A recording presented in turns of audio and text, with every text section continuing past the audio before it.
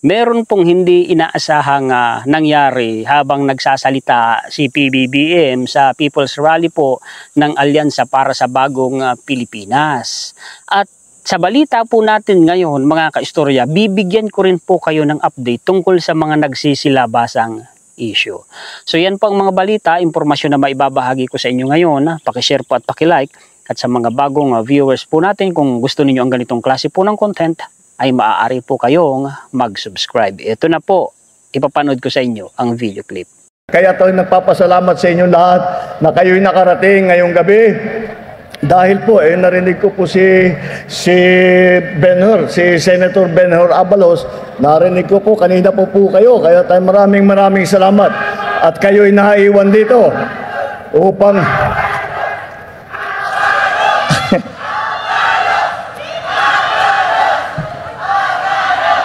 Bener, tapos na yung eleksyon mo rito yata. Ayos na. At, grabe no, mga kaistorya. Ang lakas pala ni Ben-Hur Abalos, no? Nagsigawan bigla ang mga tao nung binanggit po ang kanyang pangalan. At maging si PBBM, nagulat po siya. Palagay ko, hindi yun inaasahan ni PBBM na ganun po ang magiging reaksyon ng mga tao. Ano ho? Ngayon, alam niyo mga kaistorya, na ibalita na rin natin kahapon, kung hindi ako nagkakamali, na base po sa survey, o nung isang araw, base umano sa survey, sa lahat umano ng Magic 12, 10 sa mga miyembro po, mga kaistorya ng Alyansa ng Bagong Pilipinas Senatorial Balls, 10 sa kanila pasok po sa Magic 12. Aba, magandang balita yan mga kaistorya kung ganon. Eto pa po. Bago pa natin ituloy ang kung ano-ano mang sinasabi, ituloy muna natin yung sinasabi po ni PBBM. Maganda kasi marinig ninyo yung sinasabi po niya Ito pa po. Kaya naman po, ako'y nagpapasalamat na nandito po kayo na para naming maiharap sa inyo ang ating mga magigiting at mahuhusay na kandidato ng alyansa para sa Senado sa darating na Lunes. At alam nyo po, malakas po ang loob ko na iharap sila sa inyo. Dahil po, nakakatiyak po naman tayo. Kung tayo ay naghahanap ng mga kasama, tayo ay naghahanap ng ating mga tutulong para sa ating mga programa, ay hinahanap po natin yung mga pinakamagagaling. At kung titignan man na po ninyo, kung iisa-isa po ninyo, mga sikat na po yan. Pinagsama-sama po natin at sila ang naging ticket ng alyansa. Kaya itong mga bigatin po na ito talaga naman ay masasabi natin sila talaga ang pinakamagaling na senador na kandidato sa halalan na ito. Ayun mga kaistorya, pero sa palagay ninyo, kaninong panig ba ang mas magaling? Panig ba ng iniendorso ng kasalukuyang administrasyon o sa kabilang parlor? Comment po kayo ngayon. Ito naman po mga kaistorya, yun pong sagot sa mga issue na nagsisilabasan ngayon, na nagte-trending Ito, ituloy po natin. Unang-una po, ang pamahalaan po, ang administrasyon po, gumawa po ng hakbang na naaayon sa batas at ito po ay in cooperation with the Interpol. Ang pamahalaan nagsukuman po kay dating Pangulong Duterte.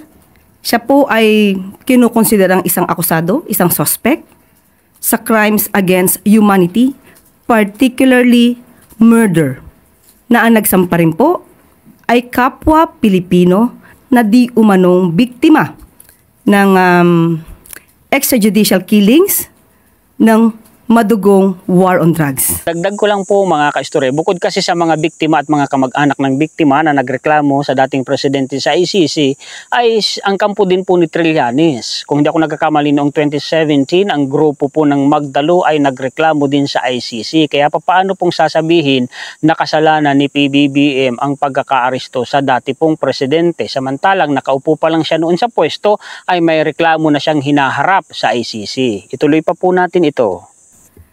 Ang ginawa ng pamahalaan ay hindi naman po pagsuko ng soberenya, kundi pagsuko ng isang akusado. Ang opinyon na nanggagaling sa ating Vice Presidente ay walang pinanggagalingan, walang basihan.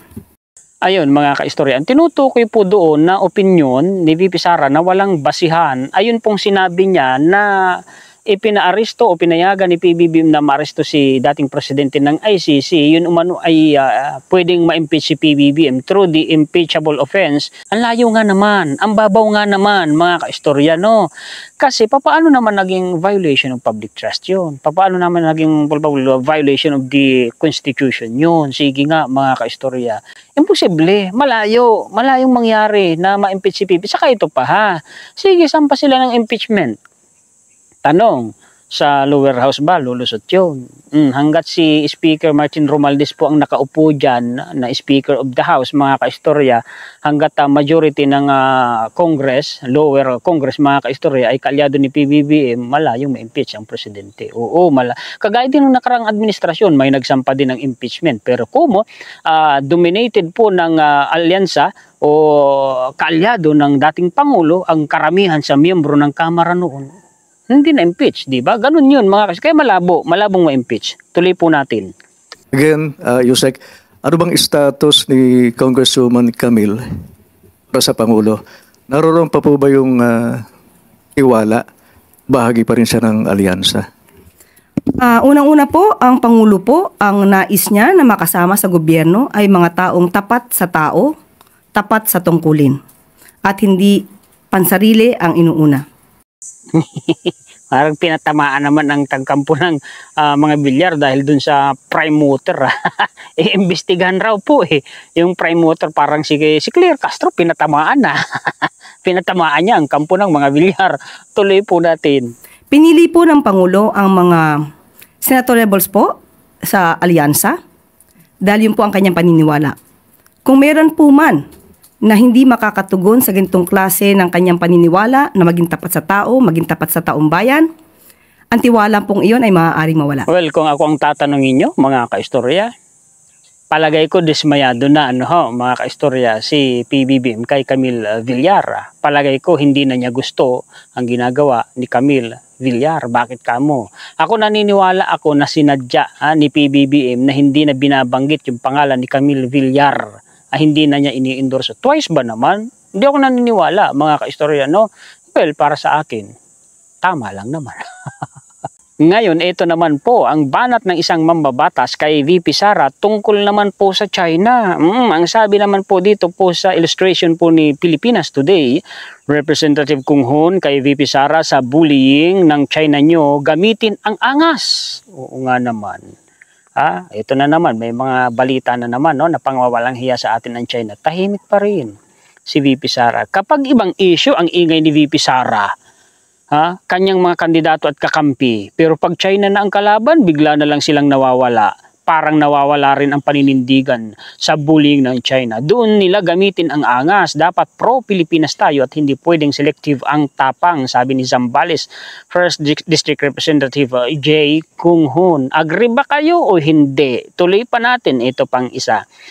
Kay Pilipinas Today ulit ito galing. VP Sara tahimik pag inaatake ng China ang West Philippine Sea. Representative Kung Hoon. Napakalinaw ng sinasabi ng taong bayan, gusto nila ng mga pinunong hindi natatakot sa China, kaya kung patuloy ang pananahimik ni VP Sara Duterte, dapat siyang tanungin kung nasan ang loyalty niya sa bayan ba o sa ibang bansa, saad ni Zambales 1st District Representative Kung Hoon. Ito pa kay Pilipinas Today ulit ito, mga kaistorya.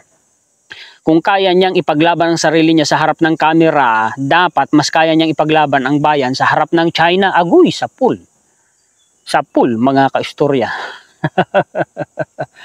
Eto pa, dagdag pa po mga kaistorya. Kasi mayroong interview kay VP Sara tungkol po sa China. No? Hindi naman daw po siya pro-China. Kaya nga daw po siya nandyan, nangangampanya para dun sa mga politikong inu-endorso niya kasi para po sa Pilipinas siya.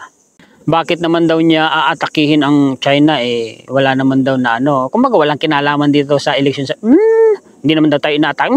Imposible yun mga kaistorya, hindi ako naniniwala dahil malinaw na malinaw po sa mata at isip ng taong bayan ang ginagawang pangwawalang hiya sa atin ng China dyan po sa West Philippine Sea.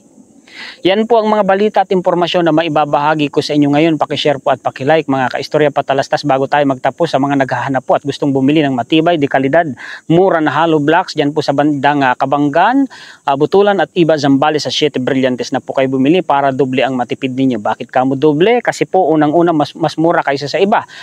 Matibay pa yan mga kaistorya dahil 3 dekada na silang gumagawa. Eksperto na sila dyan. Pagkatapos, pag sinabi pa ninyong nirefer kayo ng inyong lingkod, ay bibigyan nila kayo ng discount. Kaya doble po ang matitipid ninyo. Kaya tawagan na ninyo mga kaistorya. Ang kanilang contact number, screenshot na po ninyo. Ang kanilang exact location ay along Paitan Road, Barangay Project 4, Barangay Batonlapuk, Butulan, Zambales. Yan po yung kalsada na papunta ng Taugtog Elementary School. Yung kalsada na yan, malapit lang po yan sa triangle intersection po ng Butulan proper. Maraming salamat po sa inyong mga solid kaistorya natin sa buong mundo.